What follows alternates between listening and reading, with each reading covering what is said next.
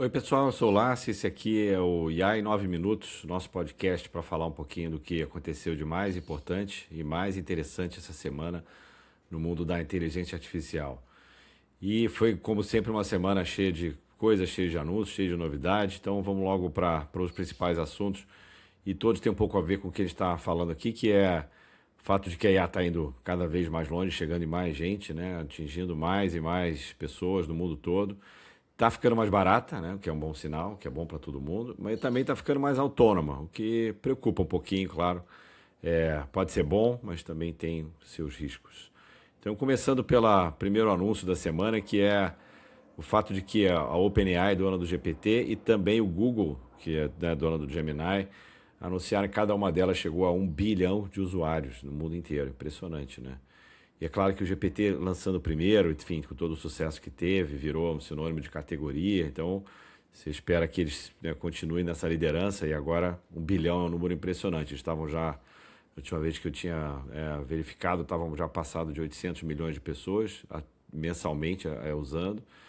E, por outro lado, o Google, que apesar de não ter o melhor modelo de IA, tem todo o alcance da busca. Então, eles hoje em dia colocam o Gemini como padrão dentro do Google de buscas, e isso aumenta muito o número de usuários que estão utilizando, claro.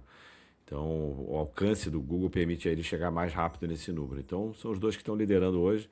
Claro que muitos usam os dois, então não estamos falando aqui de 2 bilhões de pessoas, mas é um número impressionante que, inclusive, atingido mais rápido que qualquer outra tecnologia até hoje. A outra notícia é que todos eles, de uma certa maneira ou de outra, estão começando a reduzir o preço dos tokens, né? Que é a nossa gasolina aqui da IA, como a gente consome IA. Mesmo quem tem assinatura e plano pago, acaba tendo que um volume de tokens para utilizar, mas cada vez mais esse volume aumenta, mesmo com os modelos mais potentes. Então, a OpenAI cortou o preço, o GPT, a Anthropic também, estão disponibilizando ferramentas cada vez melhores, mesmo que sejam com preços antigos.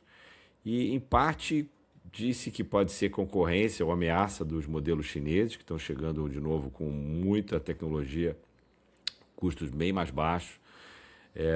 O próprio Grok, né, do SpaceX AI, que está chegando também com custo baixo.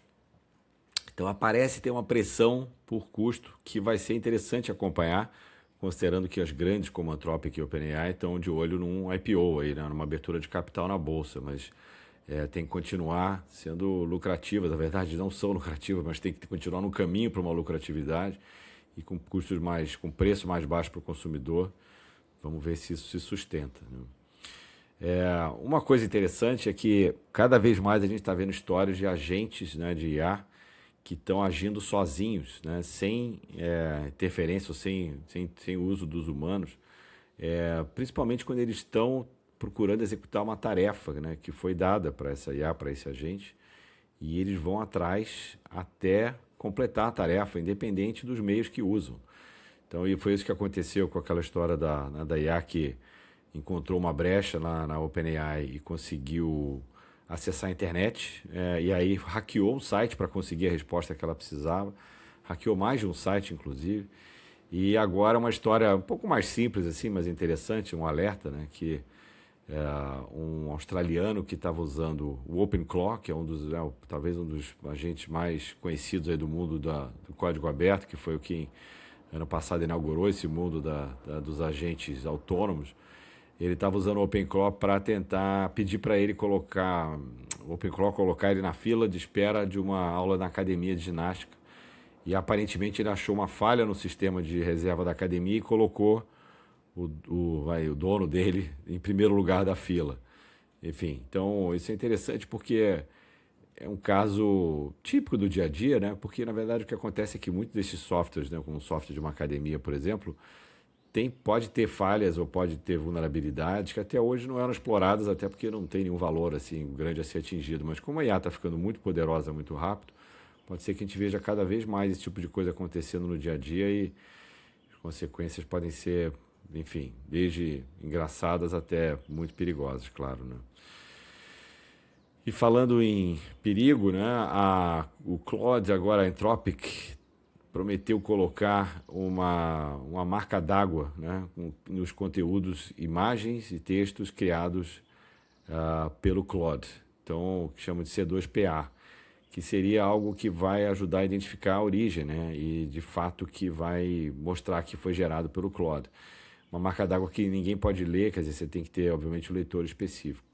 Já está se discutindo bastante o quanto realmente é eficaz e se vai funcionar ou não, ou se é possível retirar ou não essa marca d'água, mas, enfim, veremos como é que vai se desenrolar. Mas, aparentemente, existe uma preocupação, até porque a União Europeia já anunciou que vai exigir, né, esse aviso, esse alerta de que um determinado conteúdo foi criado por IA a partir de agora, em agosto, e as próprias empresas vão precisar ajudar a criar, ou pelo menos a monitorar para ver como está sendo utilizado e, enfim, se pode ou não auxiliar os criadores de conteúdo para ter esse alerta bem visível. Disse que pode ser o novo banner de cookies, né? Então é o que a gente estava falando semana passada aqui, inclusive. Voltando ao assunto da Anthropic, essa semana, né, falando do IPO deles e de questão do preço, o Financial Times soltou uma matéria falando que o valor em bolsa deles, quando acontecer o IPO, possivelmente estaria na casa de 2 trilhões de dólares, o que seria o maior IPO da história de qualquer IPO. Aparentemente, o crescimento está da ordem de 800% ao ano, que é uma coisa jamais vista realmente assim. Quer dizer, claro que já foi visto antes, mas não na escala que eles estão, porque, enfim, aparentemente em 2026 já chegaria ao faturamento de 100 bi. Então, são números absolutamente inacreditáveis e já começa a se falar até no excesso de concentração de poder da Anthropic e outras grandes IA, como a própria OpenAI, mas vamos ver como é que isso se desenrola, porque vai ter impacto para todo mundo de uma certa maneira, até porque depois que você abre o capital na Bolsa, os investidores, né, que estão investindo através da Bolsa vão exigir também que a própria empresa persiga o lucro, né, com mais afinco, algo que a Anthropic se recusa a fazer até agora, dizendo que coloca em primeiro lugar a segurança e em primeiro lugar a privacidade, a responsabilidade. Então, um pouco diferente da OpenAI, mas vamos ver quem é que ganha. Normalmente, o final não é feliz para quem defende valores e princípios, né, acima do dinheiro, mas vamos ver como é que isso vai se desenrolar aqui, como é que vai ser esse IPO, qual vai ser a narrativa para conseguir manter esse cuidado todo com os riscos da IA, enquanto persegue os lucros que quem investir num valuation de 2 tri, quer dizer, alguém comprar a empresa já por 2 tri, apostando que ela vai valer mais, está realmente apostando que o lucro vai ser algo como nunca se viu antes. Então, vamos ver o que vai acontecer a partir daqui.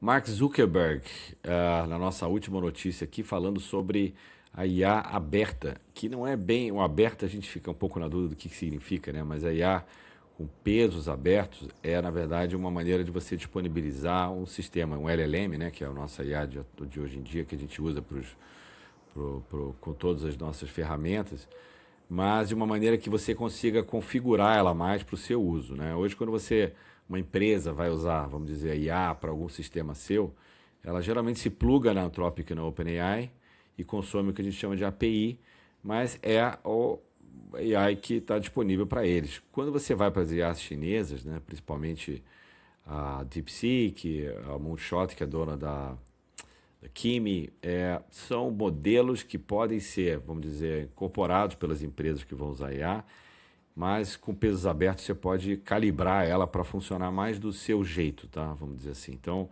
se alguém vai usar para a área de medicina, saúde, pode calibrar os pesos da IA, vamos dizer assim, que são como se fossem alterações na sua maneira de pensar, para ela pensar mais da forma como é necessário. Então, o Zuckerberg, vendo a oportunidade, acha que a Meta deve ser a líder da IA aberta, vamos dizer, dos pesos abertos entre os americanos.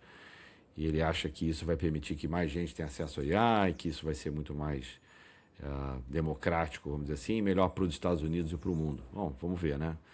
Já vimos isso antes. Ok, turma, então é isso. Encerrando aqui o nosso podcast da semana. Nos vemos aqui semana que vem. Obrigado pela audiência e até a próxima.